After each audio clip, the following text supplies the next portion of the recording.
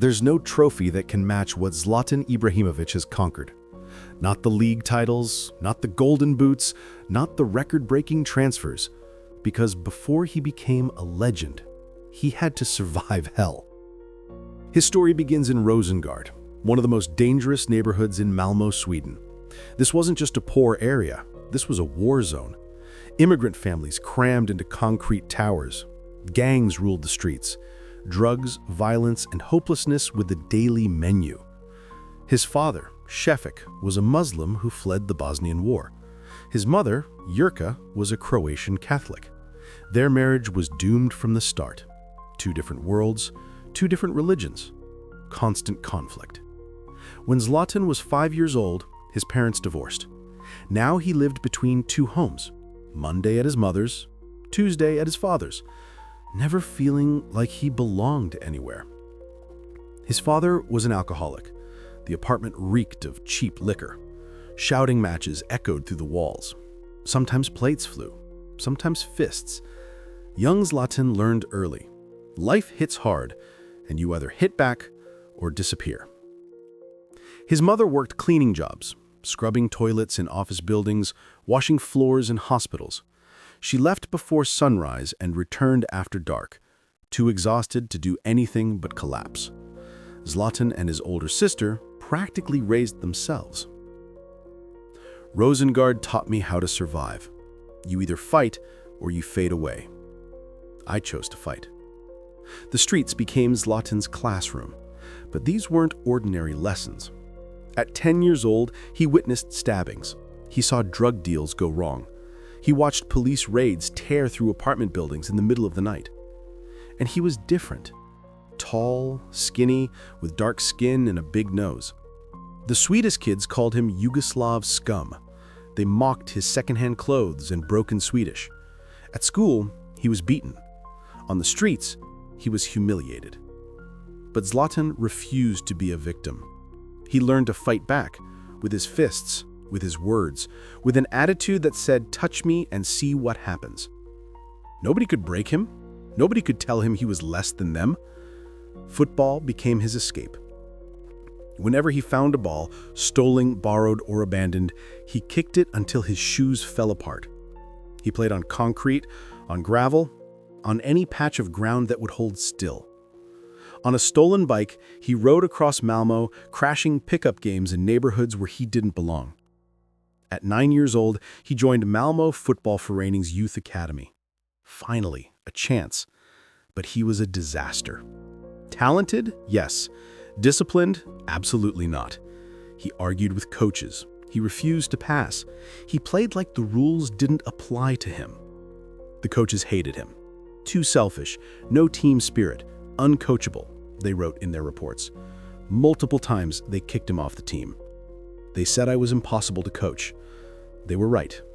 I wasn't going to let anyone put me in a box. At 13, Zlatan nearly quit football completely. What was the point? Coaches didn't want him. Scouts didn't notice him. His father stole a bike for him, not as a gift, but as a tool. Zlatan started selling stolen goods to make money. The street life was pulling him in. But one coach saw something the others missed. Roland Andersson, a Malmö youth trainer, recognized that Zlatan's arrogance wasn't just attitude, it was survival instinct weaponized into confidence. "Zlatan," he said one day, "you have a choice. You can waste your talent in these streets and end up dead or in prison. Or you can channel that anger into football and become something nobody in Rosengård has ever been. Choose." Zlatan chose football, but on his own terms, always on his own terms. At 16, he finally made it to Malmö's senior youth team, but life was still brutal. He was still the poor kid from Rosengård. His teammates came from wealthy suburbs with Range Rovers and country houses. Zlatan rode a beat-up bike and wore cleats held together with duct tape. Before training sessions, he borrowed money from friends just to afford the train fare. After training, he'd ride home in the dark, hungry, exhausted, but burning with determination. They looked at me like I didn't belong, and they were right. I didn't belong with them. I belonged above them. Those rich kids had everything handed to them. I had to take everything. That's why I became a lion and they stayed sheep. At 17, he signed his first professional contract with Malmö FF. But the salary was laughable, barely enough to help his mother with rent.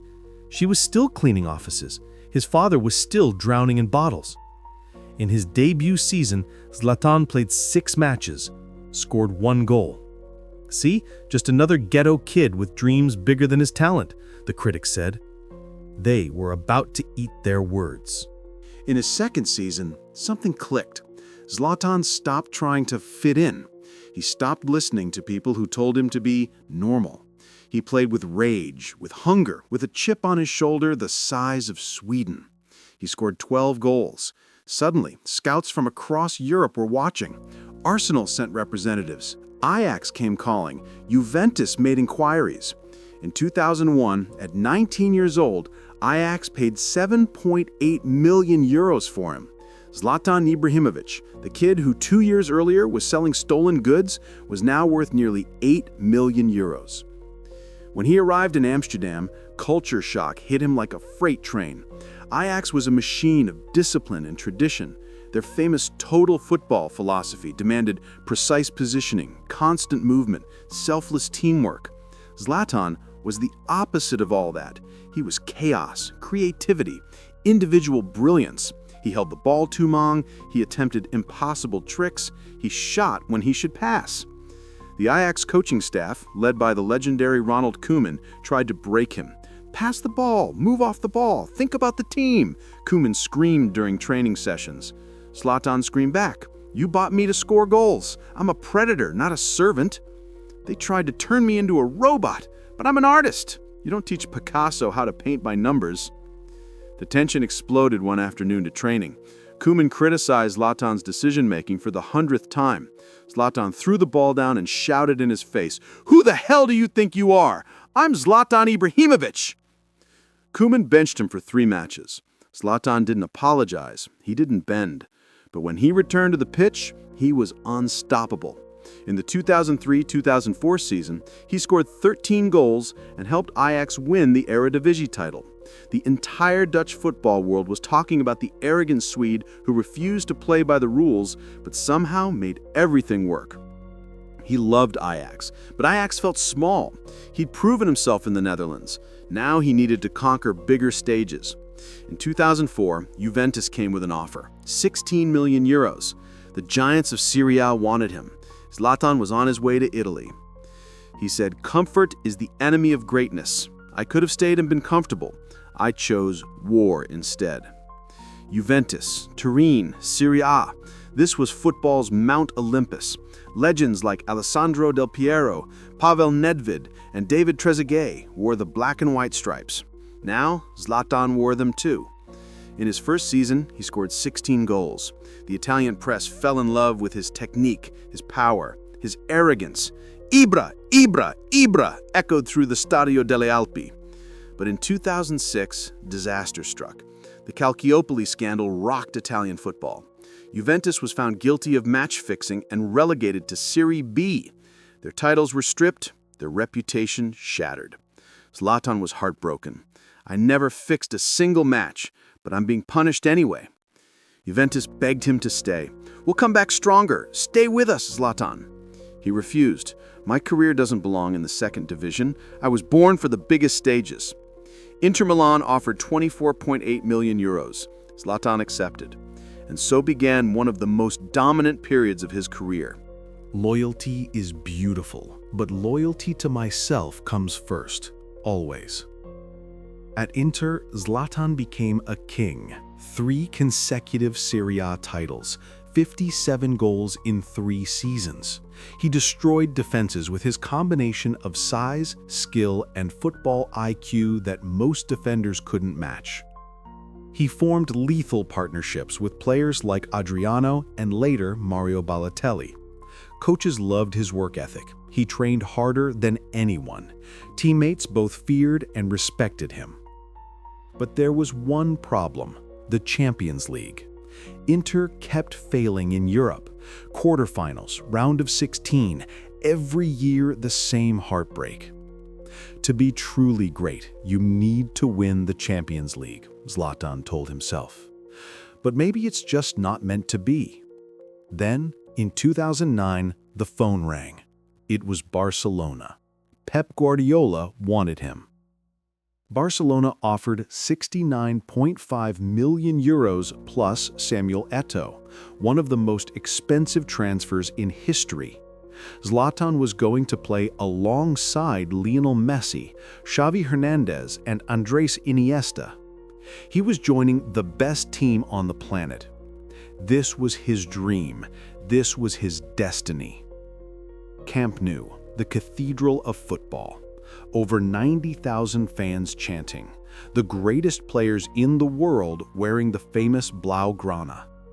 Zlatan arrived in Barcelona believing he was joining a team of equals. He was wrong. Barcelona wasn't a team. It was Messi's kingdom, and Pep Guardiola was Messi's servant. At first, things seemed fine. In his first 6 months, Zlatan scored 16 goals. He was adapting to the tiki-taka style, the quick passes, the relentless movement, the positional discipline. But Guardiola started changing things. Zlatan, you play on the wing. Messi plays center. Zlatan exploded. I'm not a winger, I'm a striker. You paid 70 million for a striker. Guardiola ignored him. Match after match, Zlatan was pushed to the margins while Messi owned the middle. The relationship between player and coach deteriorated into Cold War. They stopped talking. Guardiola gave instructions to Zlatan through assistants. In team meetings, Guardiola looked everywhere except at Zlatan. One day, Zlatan couldn't take it anymore. He cornered Guardiola in the hallway. "If you have something to say to me, be a man and say it to my face." Guardiola stared at him for a long moment. Then, he turned and walked away without a word. "They tried to make me disappear, but you can't erase a lion by ignoring it. You just make it angrier."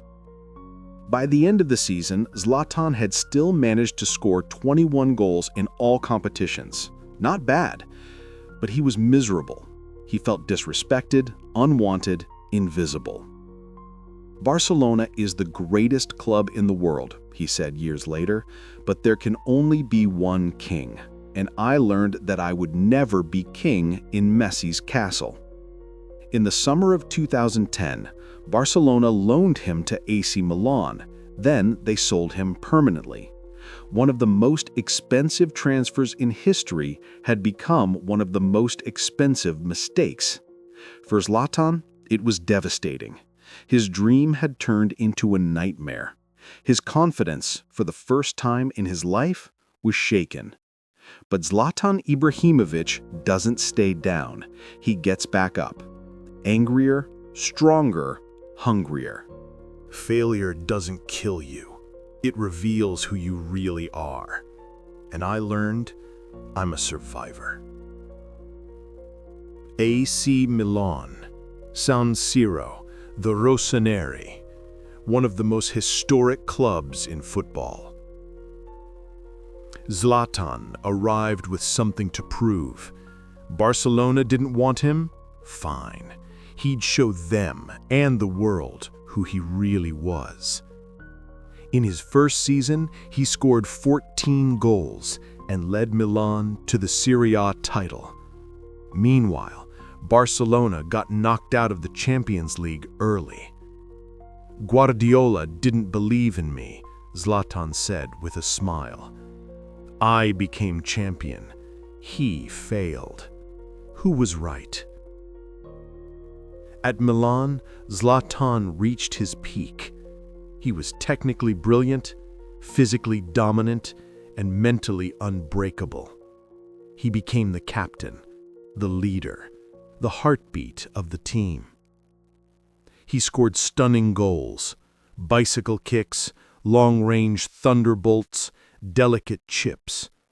He combined the elegance of a ballet dancer with the power of a heavyweight boxer. For 2 years, Milan belonged to Zlatan. But then financial crisis struck. The club had to sell its stars. Zlatan was on the move again. Paris Saint-Germain came calling.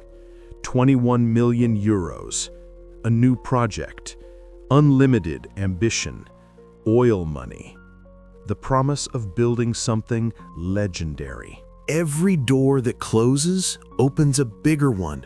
You just have to be brave enough to walk through it. Paris Saint-Germain was an emerging giant. Backed by Qatari investment, PSG wanted to dominate France and conquer Europe. They needed a leader. They needed a superstar. They needed Zlatan. He arrived in 2012, and for 4 seasons, Paris belonged to him. 4 consecutive Ligue 1 titles, 113 goals in 156 matches. He became PSG's all-time leading scorer. The city worshipped him. They hung his poster on the Eiffel Tower. They renamed streets after him, unofficially. French children wore jerseys with Ibra on the back. He scored outrageous goals. He dominated matches. He trash-talked opponents with the confidence of a man who had conquered poverty, rejection, and doubt. "I came to Paris like a king, and I'll leave like a legend," he said. But the Champions League still eluded him. Every year, PSG came close, quarterfinals, semifinals, but never the final. "Maybe the Champions League isn't my destiny," he admitted, "but I'm still the best. Trophies are nice, but being remembered forever, that's immortality." Trophies are nice, but being remembered forever, that's immortality. In 2016, at 34 years old, Zlatan made another bold move. Manchester United called. A free transfer, the chance to conquer England. Everyone said he was too old, too slow, finished. Zlatan scored 28 goals in his first season. He won the Europa League and the EFL Cup. He silenced every critic. "You thought I was done? I'm Zlatan. I decide when I'm done." Then tragedy struck. In April 2017, during a Europa League match, Zlatan's knee gave out. His ACL tore, the injury that ends careers. He was 35 years old. Most players would retire. Zlatan rehabbed for 10 months with the intensity of a man half his age. Injuries break bodies, but they can't break minds, and my mind is made of steel. At 36, Zlatan joined LA Galaxy, Major League Soccer. Most people called it retirement. Zlatan called it conquest. In his debut match, he came off the bench, and with his first touch from 45 yards out, he scored a bicycle kick. The stadium erupted, the internet exploded. For 2 seasons, he terrorized MLS defenses. 53 goals, highlight reel finishes, trash talk that became legendary. "The MLS was fun," he said, "but I'm not finished in Europe yet." At 38 years old, Zlatan returned to AC Milan. Again, people said he was crazy. "Watch me," he said. At 38, Zlatan came back to Milan. Injuries plagued him, knee problems, Achilles issues, muscle strains. But when he was healthy, he was still world-class. He scored 10 goals in his return season. At 39, he helped Milan qualify for the Champions League for the first time in years. At 40, he signed a contract extension. At 41, he was still starting matches in Serie A, the most tactical and defensive league in the world. In 2021, his knee finally forced him to have surgery. "Retire," the doctor said. "Your body has given everything." Zlatan returned to the pitch at 41 years old. He played until 2023, finally retiring at 41 after one more season. His last match at San Siro was emotional. 90,000 fans stood and applauded. Players from both teams embraced him. Even rival fans showed respect. Zlatan cried. The man who never bent, who never broke, who fought his entire life, he allowed himself this moment of vulnerability. Football is over, but Zlatan will never die. I didn't just play football. I conquered it. On my terms, by my rules, and nobody could stop me. Zlatan Ibrahimović retired with statistics that defy belief. 33 trophies across 4 countries, over 570 career goals, 13 league titles in Sweden, Netherlands, Italy, Spain, France. Played for 11 clubs, dominating at nearly every one. The oldest goalscorer in Serie A history at 41 years old. But numbers don't capture Zlatan. He's bigger than statistics. He's the kid from Rosengård who refused to accept his circumstances. He's the rebel who fought every authority figure who tried to control him. He's the warrior who turned rejection into motivation. He's the man who said, "I came like a king, left like a legend," and actually meant it. Some people are born great. Some people achieve greatness. I made myself great. Nobody gave me anything. I took everything. Zlatan's greatest victory wasn't a trophy. It was escaping the ghetto that was supposed to consume him. It was proving that the poor immigrant kid could become the richest, most famous, most feared striker in the world. He did it without asking permission. He did it without apologizing. He did it by being exactly who he was, Zlatan Ibrahimović. I'm not like other players. I am Zlatan, and there will never be another me. He's right. They doubted me, they rejected me, they tried to break me, and I became a legend. Thank you for the motivation. I am Zlatan Ibrahimović, and this is my story.